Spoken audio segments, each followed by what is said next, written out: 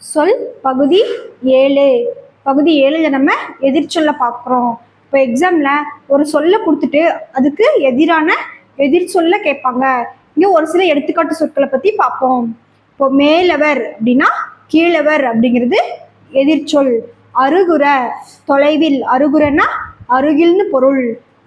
சாந்தம் கோபம், பீடு இழிவு, சோம்பல் சுறுசுறுப்பு, உதித்த மறைந்த, அணுகு விலகு, இளமை முதுமை, ஈதல் ஏற்றல், இரவலர் புரவலர், ஊக்கம் சோர்வு, நீக்குதல் சேர்த்தல், படுகர் மேடு, ஐம்பெருங்காப்பியம் ஐஞ்சிறுகாப்பியம், நகுதல் அழுதல், இடர் இன்பம், ஏற்றம் இரக்கம், பரிதி சந்திரன், இம்மை மறுமை, முந்தி விந்தி, அவள் மிசை, ஒடுங்கி விரிந்து, அகத்து புறத்து, செல்வம் வறுமை, உழைப்பு ஓய்வு, இசை வசை, தொன்மை புதுமை, அண்மை சேய்மை, ஒளி இருள், செங்கோல் கொடுங்கோல், அமைதி குழப்பம், அண்டை அயல்,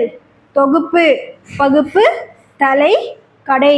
இந்த மாதிரி நம்ம சரியான எதிர்ச்சொற்களை தேர்ந்தெடுத்து எழுதணும்.